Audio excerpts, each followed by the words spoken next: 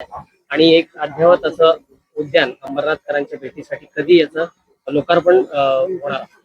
काय लोकार्पण करायची गरज नाही, आता लोकांनी सुरू केलेलं आहे आणि लोकांसाठी. मी तर आज फक्त अंबरनाथ मध्ये होतो एका कार्यालयाच्या उद्घाटनाप्रसंगी.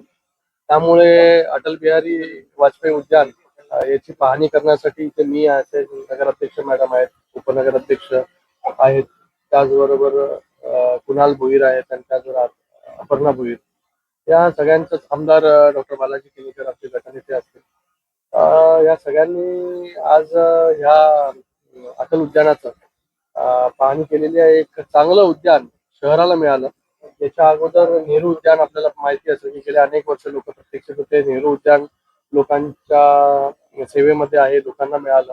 त्यानंतर आता हे अटल उद्यान जे आहे ते आपण करतो आणि पुढे मोरिवली जे अंबरनाथ वेस्टला आहे त्याचं देखील काम जे आहे ते हातात घेण्यात येईल आणि ते देखील असं एकदम सुसज्ज असं उद्यान लोकांसाठी उपलब्ध करून दिलं जाईल. आज आपण पाहताय की या अटल उद्यानाचा चेहरामोहरा बदललेला आहे. लोकांना चालण्यासाठी सिंथेटिक ट्रॅक या ठिकाणी आहे, त्याचबरोबर खेळण्यासाठी बॅडमिंटनचे कोर्ट्स आहेत, ज्येष्ठ नागरिकांसाठी कट्टा आहे, लहान मुलांसाठी आहे व्यवस्था.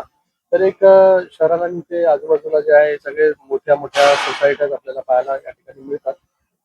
एक चांगलं काम जे आहे ते या ठिकाणी अंबरनाथ नगरपालिका यांच्या माध्यमाने जे आहे ते या ठिकाणी उभं राहिलेलं आहे. मी आमचे स्थानिक नगरसेवक कुणाल भोईर, अपर्णा भोईर, त्याचबरोबर नगराध्यक्ष मॅडम, उपनगराध्यक्ष, त्या सगळ्यांचं खूप खूप धन्यवाद व्यक्त करतो. सीओ साहेबांचा धन्यवाद व्यक्त करतो की चांगलं एक उद्यान जे आहे ते या ठिकाणी लोकांच्या सेवेमध्ये आज उपलब्ध झालेलं आहे.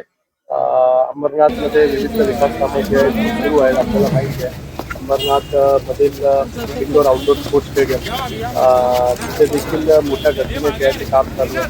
अंबरनाथचं शिव मंदिर, त्या शिवमंदिराचं पण काम जे आहे मोठ्या गतीने त्या ठिकाणी सुरू आहे. स्विमिंग पूलचं आता टेंडर जे आहे झालेलं आहे.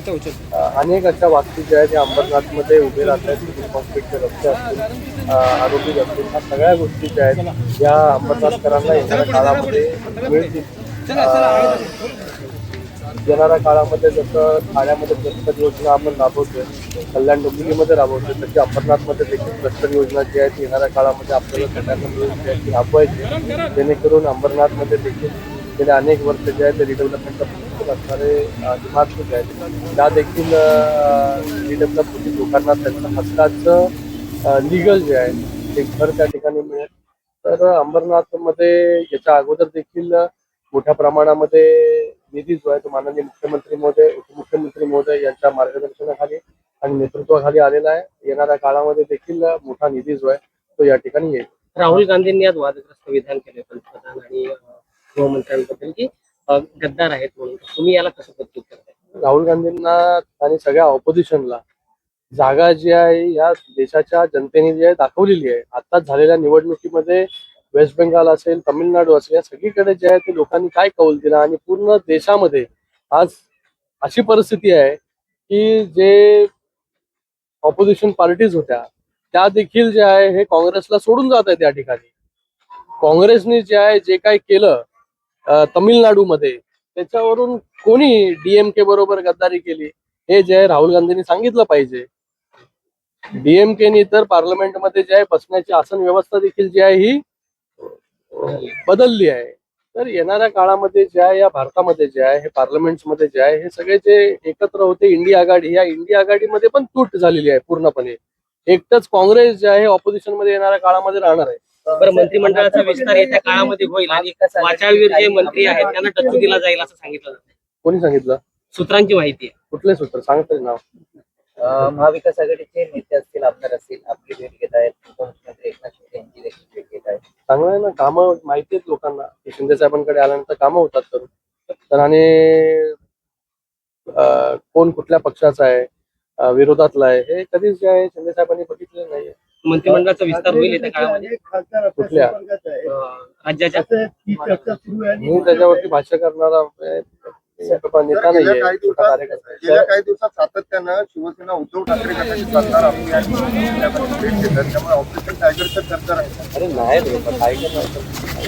शरद पवार यांनी पंतप्रधान नरेंद्र मोदी यांनी घोषित केलं आहे भारताची लक्ष्य राष्ट्रपती आणि त्यावर आता विरोधक तेच ते सांगितलं तुम्हाला. जी आघाडी पद्धती जी आहे खूप ठिकाणी पडलेली आहे, म्हणून आता एकमेकांवरती जे आहे त्या टीकाटिप्पणी या ठिकाणी सुरू आहे. आणि आज अंबरनाथमध्ये शिवसेना, भारतीय जनता पार्टी आणि हे सगळेच जे आहे हे एकत्र आपल्याला या ठिकाणी पाहायला मिळतात. त्याच्यावरती तुम्ही काय बोलले नाही. स्वीकृत नगरसेवकाचं काय? स्वीकृत नगरसेवक पण होतील ना काय? स्वीकृत नगरसेवकाचा पण प्रश्न जो आहे तो लवकरात जो आहे तो मिटेल या ठिकाणी. आज अंबरनाथमध्ये सगळेच पक्ष जे आहे हे एकत्र विकासाच्या नावाखाली जे आहे विकास चांगल्या प्रकारे झाला पाहिजे. एकमेकां बद्दल जे आहे द्वेष असेल, राग असेल, या सगळ्या गोष्टी ज्या आहेत त्या इलेक्शनमध्ये झाल्या. प्रत्येकाने एक पाऊल पुढे येऊन जो आहे तो एकमेकांबरोबर चांगल्या प्रकारे या अंबरनाथ नगरपालिकेमध्ये काम करावं. अंबरनाथ नगरपालिकेमध्ये याच्या अगोदर देखील मोठ्या प्रमाणामध्ये निधी जो आहे तो या ठिकाणी आलेला आहे. भविष्यामध्ये जर अंबरनाथ नगरपालिकेच्या माध्यमाने चांगलं काम करायचं असेल तर सगळ्यांनी जे आहे हे एकत्र हातात हात देऊन जे आहे ते काम करण्याची गरज आहे. स्वीकृत नगरसेवक तेच राहतील की बदलले जातील? तेच म्हणतोय मी.